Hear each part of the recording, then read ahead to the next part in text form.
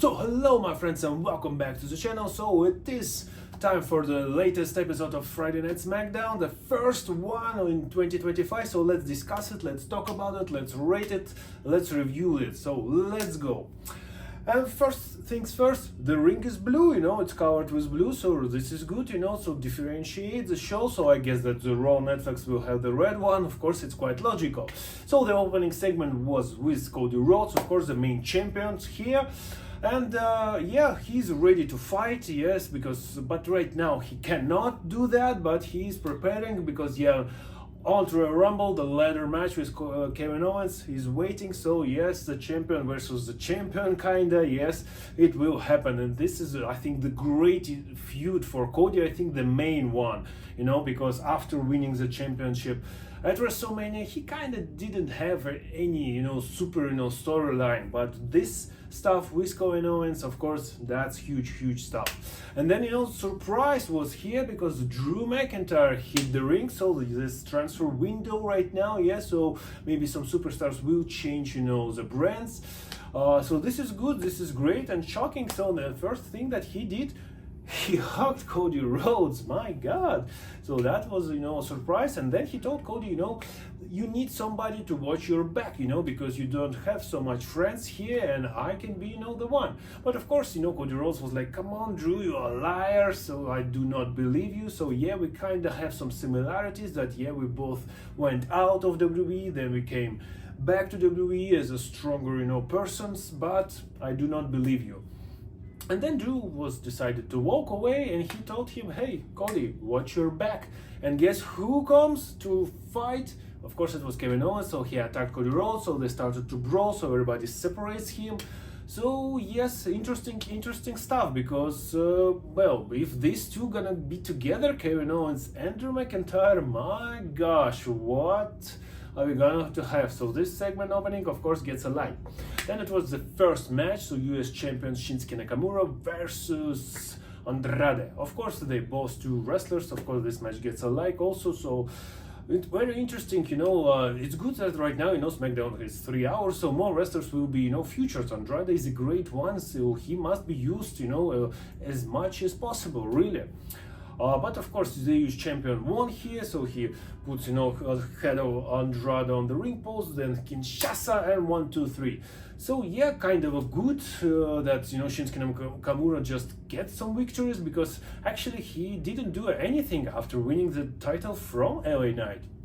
Then of course LA Knight comes, he, started to beat a little bit Shinsuke Nakamura ran away, and yeah, he told that I want my title back, yeah. And then later, actually at the show, so he had some conversation with general manager, and yeah, he got interviewed, and he told us that next week actually it will be a rematch, so Shinsuke versus LA Knight, yeah. And I don't know, maybe he even will get his victory back, really, because I don't know, because Shinsuke Nakamura didn't do much actually as a US champion, and I don't know, maybe he will be a champion again. Then of course, next match, it was a Michin versus Piper Niven. So we continue this Chelsea Green storyline. So actually Piper Niven lost here, so Michin gets a victory. So I guess that really the rematch is very close, maybe at Royal Rumble, who knows. Chelsea Green actually didn't help, too much, wasn't interfering in this match. So this is maybe a tease that Piper Niven and Chelsea Green then will be split up. Who knows.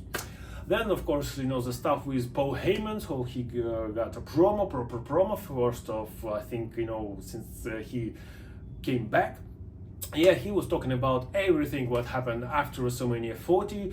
That's, this Solo Sikoa, this son of a bitch who stole the Sula father, so he, called these filthy animals, so he created some new bloodline that is very bad. And at Raw at Netflix, Roman Reigns will stop him, and he will be official tribal chief, and he will get his Ulafala back. Then of course Solo Sikoa comes, said that no, my friend, no, believe me, you will acknowledge me, and everybody will do that at Raw after he will beat Roman Reigns. And he said that, after he beats Roman Reigns, you, Paul Heyman, my friend, will be my wise man for life. So what are stakes here? So of course good promos, and we are building this match. And well, what about the what can happen in this match? I will talk about in a later video. Then the tag division, it's stacked, it's full, and this is great. So of course we have this stuff like Legado del Fantasma talking to Pretty Deadly, Apollo Crews, so who attacked Street Profits. So Apollo saw DIY, Pretty Deadly said that it was Legado del Fantasma, the Legado del Fantasma attacked DIY, Pretty Deadly, so then of course they get separated. And then we got this match, tag team action, yes, for the belt, so Motor City Machine Guns, versus DIY, a rematch, and yeah, great match, of course, gets a like. So tag team action is absolutely great. We have right now such a great tag team, so I'm really happy that this tag division is rising again, and this gets more power. Yeah, so this is great stuff. So of course good match, but it ended like in some kind of a mess because Pretty Deadly was there. Then of course Legado del Fantasma game was there, so they started to brawl near ringside area. Then they got in the ring, so of course they all messed up. So the referee just said that no contest or double disqualification, I don't know, but of course it was stopped. So we are waiting what's going to happen. Maybe a fatal 4-way tag team action at Royal Rumble. Who knows? Might be so. So what about next? So it's a women's, of course, match. So Nia Jax defending against Naomi. So this was great. I think about 20 minutes and really great stuff. Nia Jax is great. Naomi is great. So really happy for both of them.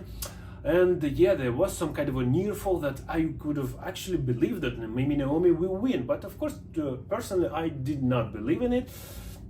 But well, better to do that, just try it, yeah, because it's wrestling. So of course they were preparing, before the match, and yes, Tegan Nox was there with Nia Jackson. Like, where's Tiffy? No Tiffy, So here, of course, Tegan Nox was the ringside as well as Bianca Belair. So then the music hits. Tiffany Stratton comes in, runs out, and she said like, yeah, I'm gonna cash in, but then she hits the referee. So he was distracted. Tegan Nox distracted the other referee, and he smashed Naomi with this on the head, and boom, Nia Jax hits his finisher, and 1, 2, 3, Nia Jax retains. But then, of course, they were all in the ring, so he started to beat Bianca. So Tiffany was like, come on, beat her also with her finisher. But then, boom, Tiffany actually attacks with a briefcase Nia Jax. Then Tegan Nox was like, what the hell are you doing? But Tiffany just throw her out of the ring. Then KOD, yes, very powerful from Bianca Belair. Then Bianca Belair was also thrown out of the ring, and Tiffany was like, yes, this is the moment, cash in. So yes, she did her moonsault, and my god, 1, 2, 3. So yes, we've got a new champion on the first SmackDown of 2025, and this is great. So we finally pulled the trigger.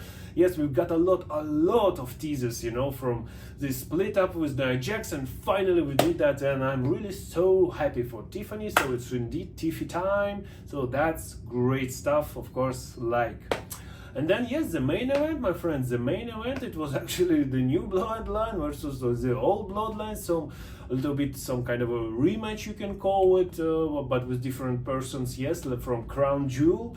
Yeah, so great, of course, 6-man match, all people involved in this. And before that, so the new, I forgot how old, of course, original bloodline was talking outside. So Carmella Hayes got some words with Sami Zayn, and then they after Jey Uso bumped into Kevin Owens, and he told him, you better watch your back. And yeah, remember that on Raw, actually, Jey Uso got a fight against Drew McIntyre. So I think that Kevin Owens will be involved in this. So the 6-man tag match, of course, gets a like. Also, great stuff. Of course, before they also was a little bit praising for Solo Sikoa from Jacob Fatu, some kind of coming to the ring promo. I love you, Solo. So this is great. So Jacob Fatu is absolutely great. So yeah, I think this will be his year. His year.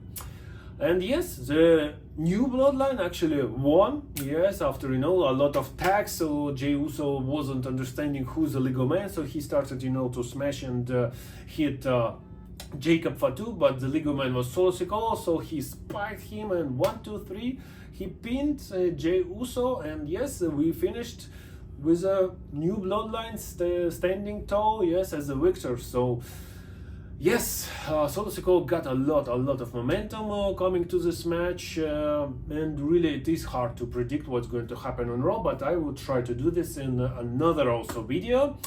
So yes, the first SmackDown of 2025 was absolutely fire, great. So 3 hours of action, absolutely great stuff.